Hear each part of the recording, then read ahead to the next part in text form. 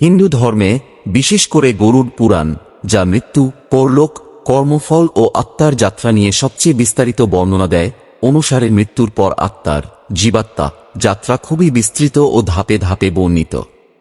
আমি এখানে আরও বিস্তারিত, দিনভিত্তিক ও ধাপভিত্তিক ব্যাখ্যা দিচ্ছি। এটি মূলত গরুড় পুরাণের প্রথমাংশ, প্রেতকল্প ও যমলোক বর্ণনা থেকে নেওয়া, যা ভগবান বিষ্ণু গরুড়কে বলেছেন।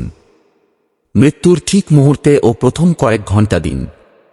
মৃত্যুর সাথে সাথে আত্মা স্থূল দেহ, শরীর ছেড়ে সূক্ষ্ম দেহ, লিঙ্গ শরীর বা প্রেতদেহ নিয়ে বেরিয়ে আসে। এই সূক্ষ্ম দেহে পুরো জীবনের স্মৃতি, আসক্তি, কামনা, ক্রোধ, ভয়, ভালোবাসা সব থাকে। আত্মা প্রথমে দেহের কাছাকাছি থাকে। সে নিজেকে মৃত ভাবতে পারে না।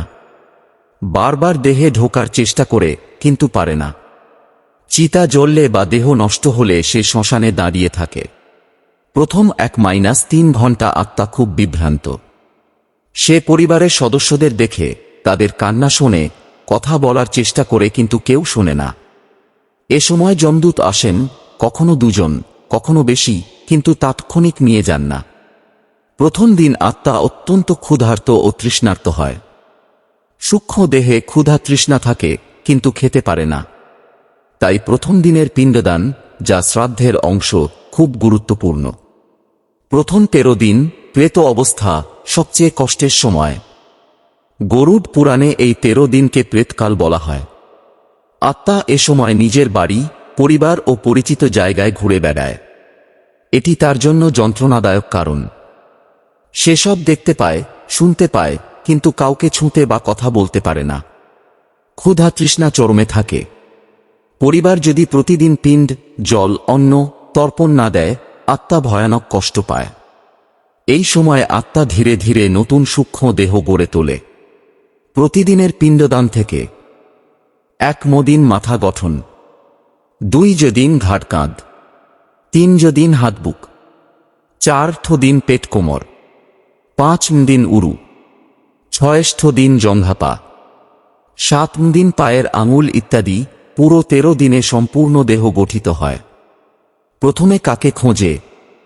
শাস্ত্রে সরাসরি প্রথমে এই ব্যক্তিকে বলা নেই, কিন্তু মায়া ও আসক্তির টান অনুসারে আত্মা সবচেয়ে গভীর বন্ধনের দিকে ঝুঁকে। জনপ্রিয় ব্যাখ্যায়, যা গরুড় পুরাণের ভিত্তিতে অনেকে বলেন, দীর্ঘদিনের দাম্পত্য বন্ধন, জীবনসঙ্গী স্ত্রী স্বামী সবচেয়ে শক্তিশালী হয়, কারণ শারীরিক মানসিক আবেগীয় ঘনিষ্ঠতা থাকে। তারপর সন্তান, মা বাবা, ভাই বোন, যার সাথে সবচেয়ে বেশি আসক্তি ছিল। আত্মা বাড়িতে ঘুরে প্রিয়জনদের দেখে, তাদের শোক কান্না লক্ষ্য করে, কিন্তু সাহায্য করতে পারে না। এতে তার কষ্ট বাড়ে। 10-13 দিনে শ্রাদ্ধপিণ্ডদান সম্পূর্ণ হলে আত্মা বুঝতে পারে পার্থিব জগতে তার আর স্থান নেই। সে শান্ত হয়। 13 দিন পর যমলোকের যাত্রা শুরু, মোট 47 দিনের পথ। 13 দিন পর যমদূত আত্মাকে নিয়ে যমপুরীর উদ্দেশ্যে রওনা দেয়। পথে বৈতরণী নদী পার হতে হয়, ভয়ানক, রক্তপুঞ্জ ময়লা ভরা। পুণ্যবান আত্মা গরুর লেজ ধরে সহজে পার হয়। পাপী আত্মা ডুবে কষ্ট পায়। যাত্রায় 16টি নগরী পার হয়, প্রতিটি নগরী কর্মের বিচারের স্তর। এতে কষ্ট, যন্ত্রণা, চিন্তা ভাবনা হয়। মোট 47 দিন লাগে যমলোকে পৌঁছতে। যমলোকে চিত্রগুপ্ত কর্মের হিসাব দেখান। যমরাজ বিচার করেন। অর্চি মার্গ, সৎকর্মী, স্বর্গ বা মোক্ষের পথ। ধূম মার্গ, পিতৃলোক, স্বর্গ ভোগ করে পুনর্জন্ম।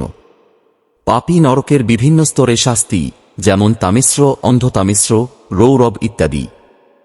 চূড়ান্ত গন্তব্য ও শিক্ষা।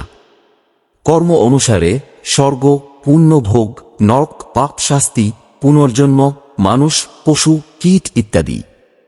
যতক্ষণ না মোক্ষ, পরমাত্মা বিষ্ণু শিবের সাথে মিলন হয়, আত্মা জন্মমৃত্যুর চক্রে ঘুরে। ভগবদ্গীতা 2.22 বলে, আত্মা দেহ বদলায় যেমন মানুষ পুরনো কাপড় ছেড়ে নতুন পরে। গুরুত্বপূর্ণ শিক্ষা। জীবিতকালে সৎকর্ম, ভক্তি, আসক্তি ত্যাগ করুন। মৃত্যুর পর শ্রাদ্ধ, পিণ্ডদান, গরুড় পুরাণ পাঠ, নামকীর্তন আত্মাকে শান্তি দেয়। শেষে আত্মা একাই যায়, কর্ম ছাড়া কেউ সঙ্গী নয়। এই বর্ণনা গরুড় পুরাণের মূল ভিত্তিতে। অনেক জায়গায় লোককথা মিশে যায়, কিন্তু শাস্ত্রের মূল কথা মৃত্যু শেষ নয়, শুধু পরিবর্তন। যদি কোনো নির্দিষ্ট অংশ, যেমন নরকের বর্ণনা, বৈতরণী নদী বা 13 দিনের প্রতিদিনের পিণ্ড আরও বিস্তারিত চান, তাহলে কমেন্টে বলুন। ও নমো নারায়ণায়।